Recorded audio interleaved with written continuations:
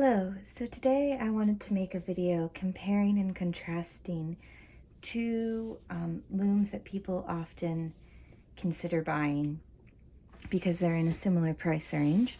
The first is the Schacht Cricket and the second is the Ashford Sample It loom.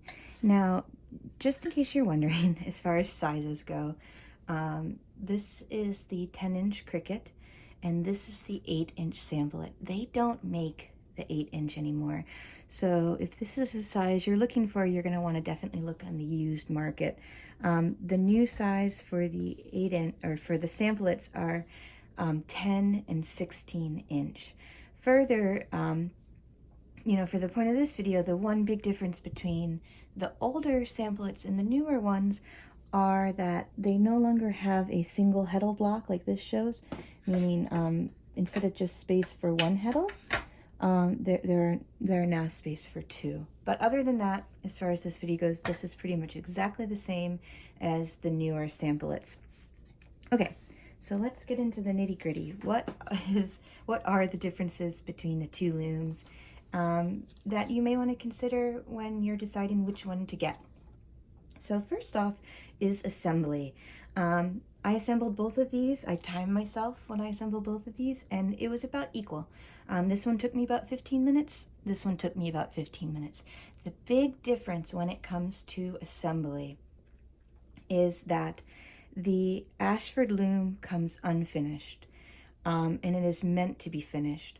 So before you assemble it, you're either going to have to paint it, shellac it, polyurethane it, or in my case, I put on Howard's Feed and Wax, which is like a mineral oil wax type thing. So you definitely want to do that before you assemble this loom. It'll make the loom last a lot longer. Further, because if you do like I did the Feed and Wax about once a year, you're going to have to re-wax the loom. Whereas the Schacht loom, since it is plywood, you don't have to do that. You still can, before you assemble it, you can finish it, either paint, any of the things I just said for the Sample-It, but you don't have to. I think it'll last a bit longer if you do. I did not for this one, just mainly because I was checking it out to see whether or not I liked it. And, if I didn't like it, I wanted to be able to sell it so that the new owner could do what they wanted to as far as finishing goes. Again, for both, fairly simple. When it gets to the assembly, both took me about 15 minutes. The hardest part of assembling the Cricket was figuring out how to work, I think this is called Texsolve. I'm not sure it's the name of the string. It has like holes in it periodically like that. Figuring out how to get that on was the most complicated part for me here. The most complicated part of this one is putting these end caps on. You've got to use a ton of force. And when you do it, I recommend going around the edges and then banging in the middle and then around the edges again.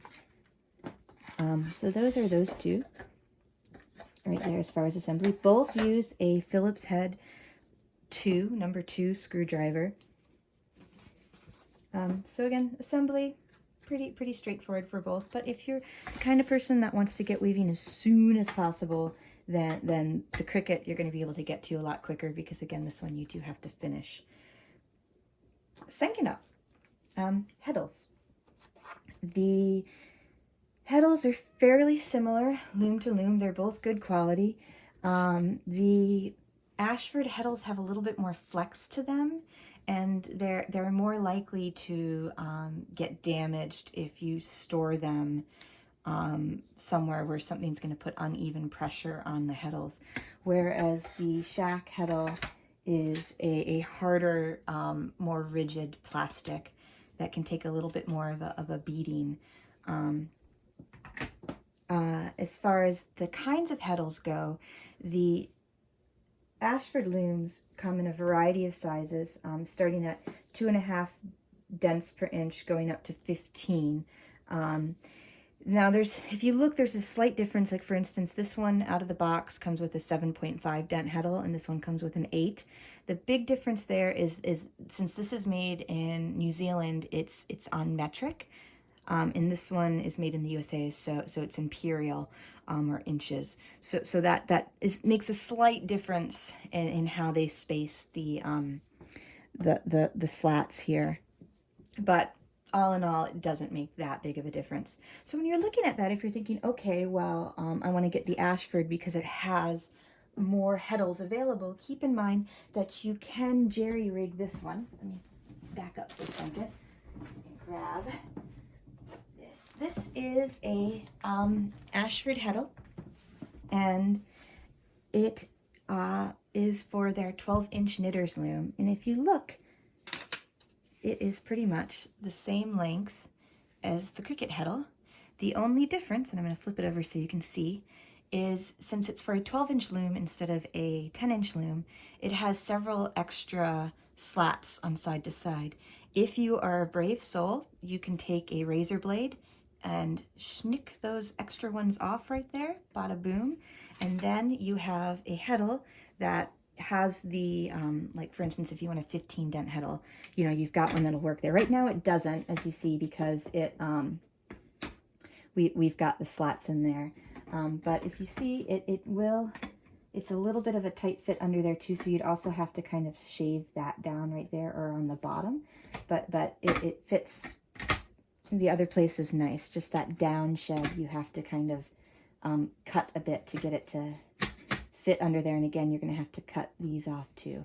But again, if you're handy, you can modify that fairly easily to work for your Cricket loom. Now that works for the 10-inch one. If you got the 15-inch Cricket, you would probably want to get the 16-inch Ashford heddle to make that work for your longer loom. So again, heddle's not too big of a difference. The other thing that heddles determine is how much shed you have, or the space that you're going to be throwing the yarn to as you weave.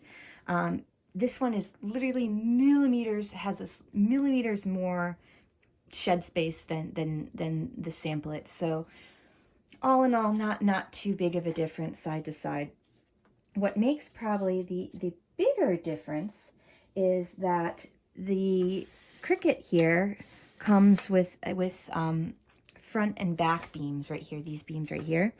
And these help maintain a nice open shed as you weave. Because the sampleit just has a cloth beam and a warp beam, as you add yarn and your completed fabric to these, they're going to pull up the height of the warp threads, the threads going this way, and make it so you don't have as big of a shed. And again, because the cloth and warp beams are underneath on the Cricket, you're gonna have that more even shed as you weave. You don't have to worry about bulky material adding up on the cloth beam.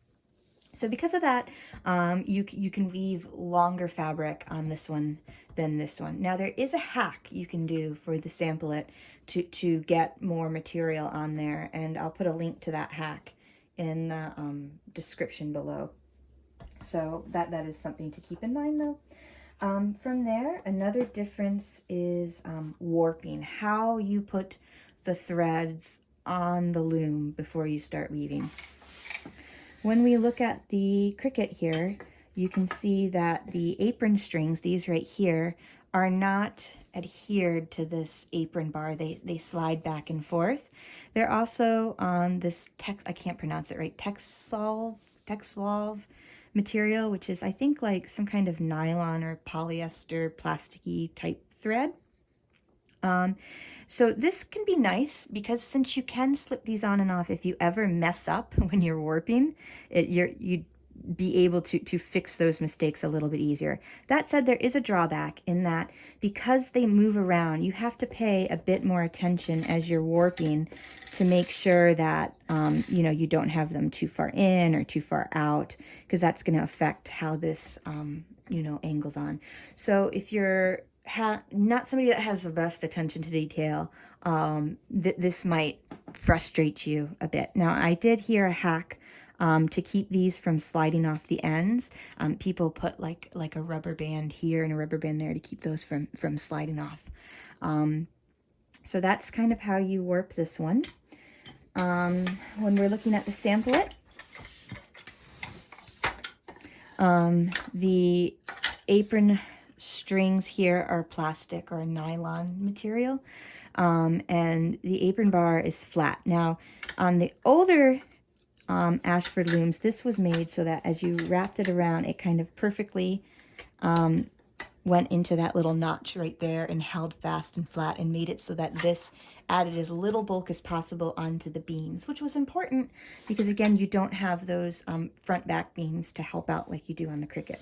I don't know if they changed their samplets, but I do know that Ashford changed some of their looms so that the bars here are now like octagon shape, and these don't sit quite as flush as they used to. They still sit fairly flush, but not quite as flush.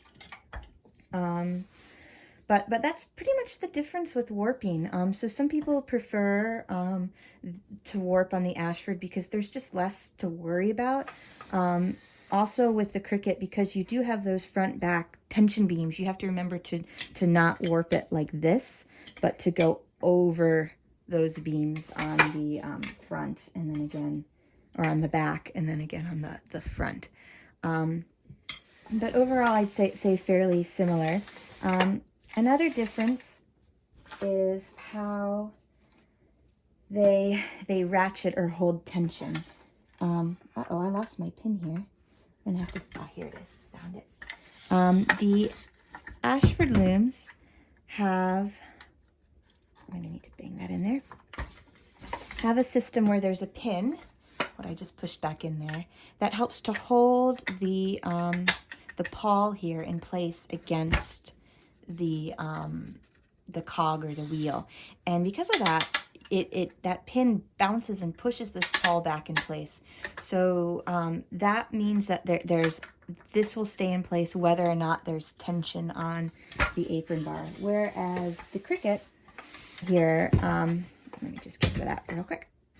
The Cricket here, you can see if you don't have tension, that pops out and doesn't hold true. But again, the minute you put tension on the string, and when you ratchet, it will pull right back. If you see that there, the tension on the strings will pull it in. Now what you saw just right there, where it popped off and now it's going woohoo, that can happen with the Cricket. So when you are trying to advance the warp or anything like that, wind on, wind off, you need to kind of put your finger right here to kind of act like that pin on the Ashford did.